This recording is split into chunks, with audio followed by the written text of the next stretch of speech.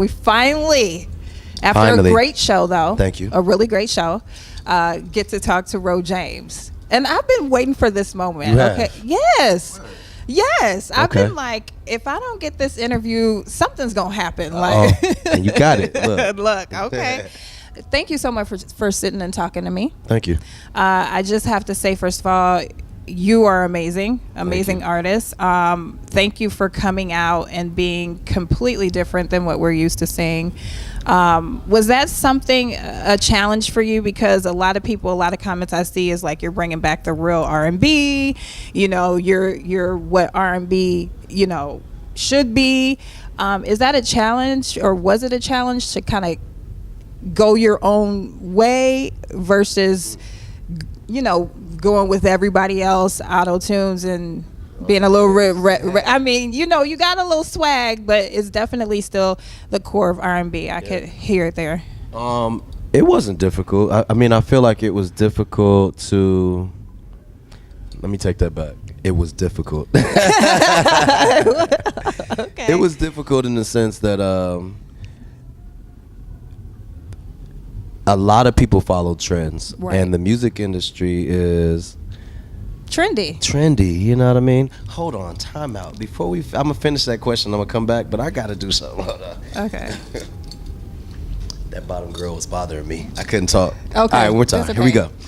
It was very difficult. I feel like the music industry follows trends, and I feel like when they bring new artists in, they make you follow the success of an artist that they see doing their thing. So it's like when you come in, if you're not doing that, then they don't want to hear it because they don't see where the money's going to come from. So I feel like doing this, I've been doing this for a minute. So like coming into this has been people trying to make me follow the trend, you know, and I always knew that I was different. I knew that musically I was inspired by a whole different set of a different type of music than even some of the producers I was meeting even had been exposed to. I love the Beatles, so when I would go, I'd be like, yo, I want something with guitars, and they're like, what are you talking about, bro? Right. You sing R&B, you gonna sing R&B, or you can hop on some auto tune with a hard beat, Trey songs, and that trying to, you know what I mean? So, like growing up for me, I listened to a lot of old school music, Donny Hathaway, Stevie Wonder, Marvin Gaye, Otis Redding. And so it was really soul, it was really the music, it was really paying attention to the lyrics that they wrote. You know, a lot of old school music is about love and, you know, relationships and making love. And, you know, that's R&B. So it's like, I think it was a void and it was missing. So when I did the deal, my A&R, Mark Pitts, and then his partner is this guy, Wayne Barrow, and they're like big brothers, right? So when I first came in, they was like, what do you want to do? I was like, everything. I want to do rock. I want to do country. I want to do R&B. I can rap a little bit. I want to do some production. I want to do this. And they're like, you can do all those things, but you got to pace it.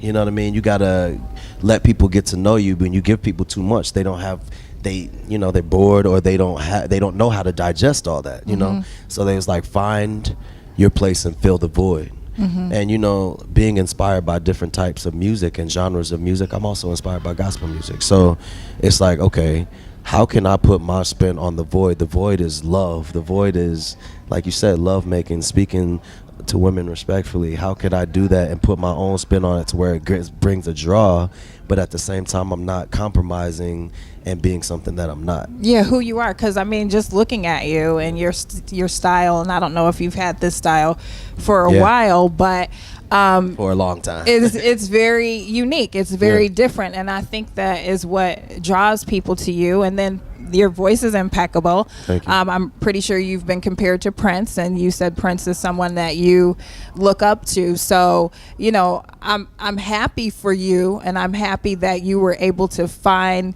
your own beat. Absolutely. And keep sticking to it and not go all just doing I hate that other and this route. is just the first album. I know, right? So you got a lot in your arsenal. Know. I'm you know pretty I sure. had to hold back a lot. Like, it is. I mean, great material. So you write all your own music? I do write my music. So I put a project called Coke, Jack, and Cadillacs, which was my first, and I wrote everything.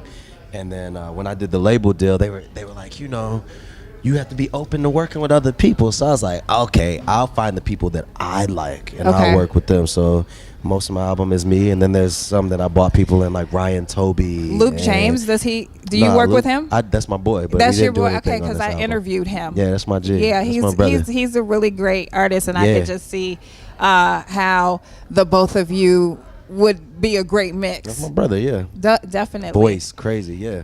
Yeah. But I'm getting the signal to wrap it up. I gotta do meet and greet. Yeah. You got to do a meet and greet. But I yeah, wanted to sit down with you for a little bit. And if you ever come in Chicago, we do like this in studio. So would love to That'd be talk cool. to you a little bit And more. we ask questions. Let's go. I mean, yeah. So I'm you down. know, I got Eddie's number. I'm gonna keep him on I'll speed be back dial. in Chicago for sure. You will? I'll be back. Okay. Well, I know promise. Chicago loves you tonight. I love Really Chicago. great job. Thank you. And thanks so much for talking to me. Thank you. Thank you. Nice to meet you.